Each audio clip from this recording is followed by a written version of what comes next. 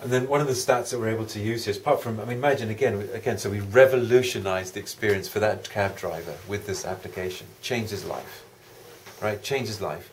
But also for this business that manages these grain elevators, they're now getting 20% more trucks through this in a day as a result of having this app.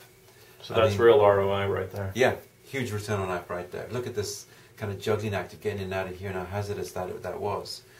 So there's the camera on, this is the new way now. So there's the camera on the device. And it's just linked through, I think Wi-Fi, I don't think it's Bluetooth, I think it's Wi-Fi. Okay. There's a simple interface. That's ugly, by the way. We didn't design that. Okay. They designed that. We built the rest of it. Okay. But so there's the start. Grain starts to flow, but I'm comfortably sitting in my cab now, and I'm just watching my truck fill up. You can slowly move forward. In fact, he's done in this case, and he's pulling out. And you told me something about the pad when he came off the pad. Actually, I don't know. Don mentioned that today. I don't know that to be true. I don't know where he got that. Okay. I mean, there is, so what I don't think it works on the pad. So you stop and start it on the phone, but there is a heartbeat too. So if I drive off, forgetting to press stop, the heartbeat will stop and it'll shut down the elevator then, so I don't keep spewing grain onto the floor here. Right. Yeah, there is that. So enough on that one. So that's interface to hardware, cameras, grain elevators, motors, that sort of thing. This is an inventory search app, and this is obviously the Sonic one, but soon we'll be able to talk about Sonic. We probably could today, but we used this at a time when we weren't allowed to use their name. And have you ever played with this? It's really, really cool. We should remind me to look at that before you leave. I'll show you on my iPad. But basically, I just drag criteria into the search bar, and dynamically it changes my. What's the app in the App Store? It's not in there. This is enterprise distribution. Oh, okay. Yeah. So do you understand if it's enterprise distribution and so I need somebody to send me an internal link for that. Yes, if I'm an employee, then I get it through an internal distribution rather than through the iTunes store. Right, no, I understand. Yeah. So it's an inventory search app. But again, making the most of the device, I'm just dragging and touching here to dynamically change, to go from my whole data set down to just the one item that I want in a few drags and clicks. So is this part of that one point you guys had you took a shot at some business with Caterpillar or Caterpillar retailers or something like that? Yes, we did. That's right. So we mocked up some ones here when we were going to that. Gotcha. Yeah. Okay. So going on with this sector, here's one in this, some animation in this slide as well. CommScope, they do telecoms equipment. You can see this is in the end for a cable. And they wanted basically an interactive brochure for their sales guys. And prior to this, they didn't have anything that the sales guy could walk into. And they got a massive product range. They can carry catalogs and things. So this app completely changed the experience for them. They're able to walk in and then drill down to exactly what they're looking for. There's videos in here, as you saw. There's 3D rotation of the pieces. It's pretty cool, and it was distributed via the enterprise until customers started seeing this, and then customers and resellers were saying, "Why can't we have this?" So this company came back to us and asked us to make a secure version, LDAP. So we put a password, protected it, put it in the iTunes store, and now they can let anybody go get it, but they can only use it if they can log in. It's another great. So this customer's just delighted that the app went down so well with the sales guys using it that the customers wanted to use it themselves, and they found a different way to distribute it. This is a company in the exhibition space, and they wanted it on 2 platforms, iPhone and Android. And there's an exhibitor version and an attendee version. And there's a number of interesting things about this, but the really cool thing about it is exhibitors download the exhibitor app, attendees have their app, and they can actually connect, right? Exhibition is all about connecting people. You can actually connect and make an appointment and get it into your calendar using this device, using this app. So I can meet... Who owns the app? This is a company called CompuSystems. We don't actually... have permission to use their name when we're talking to other people, Mm-hmm. but the company's CompuSystems, they're a local company. Okay. And one cool thing we did for this beta, which is also worth mentioning, because sometimes people want to know, are we simply a mobile app developer? And we've got a number of examples where no, we've gone further than that.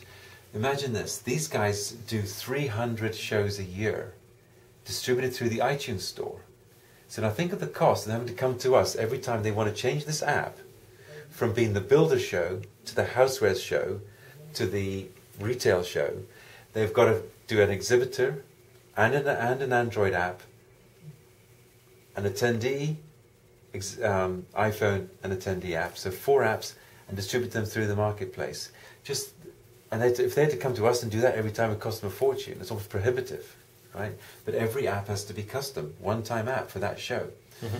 So we built them a configurator, a web-based configurator, which just means they just put in the logo, the dates, the sessions, the floor plans. They put all that into the configurator, and the configurator just generates the app for them. iPhone app, Android app, and they send it off to the store, and they can do that themselves.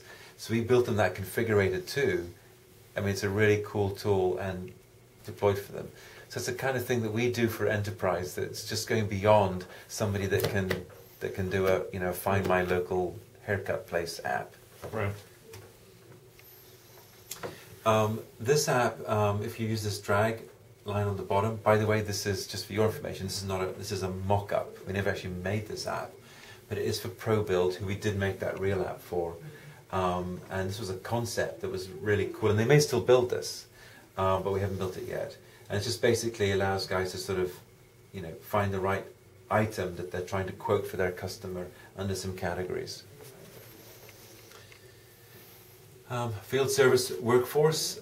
So here's another medical-based app for implants, and this app enables you to manipulate images. I can go and see 3D cuts of the image, and the idea is that I'm with a physician. I'm in the pod, it's called the pod, outside the patient's room, and I'm having to, I'm looking at an X-ray. How do I show that to my bedridden patient over there easily? Well, I got to get the X-ray itself and that sort of thing. Well, their concept was this app is just connected to the iPod through Bluetooth, let's say. Whatever I'm looking at here, I pick this up and I walk into the patient's room now and I say, here is your X-ray, and I can twist the image, manipulate it, I can brighten it, always I can manipulate it to help this patient see that this is the right implant for you, and that's how I'm going to put it into you tomorrow for your operation. Or this is your problem and this is why we need to do this, or whatever you're trying to... Yeah, that's interesting. This is an iPad app that was conceived for a company that manages a large fleet of vehicles. The idea was shadow boards, a bit like you might have in your garage, to identify the different trucks. I can dive down into those by hitting that icon, and I can get all the information about that particular fleet of trucks. And then I can scan via the camera. So when a truck comes in, they've all got barcodes in them. If I'm doing the yard management, I can scan the truck, add it back into my inventory and that sort of thing, and make comments about is it clean, and so it's kind of vehicle inspection app and management. Here's one that's now aimed at the other end of the spectrum, kind of the boardroom, and it helps me manage my my strategic plan with my board or my team on an iPad. And prior to this, it was either static. I was either working with static PowerPoint slides, or I had to print a huge sheet to go on the wall from a plotter that was immediately out of date. This is much more dynamic and enables me to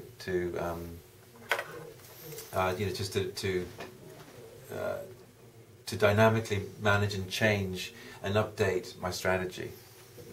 Now I know the Burwood group, so when I see APAC and EMEA, I know that's your work.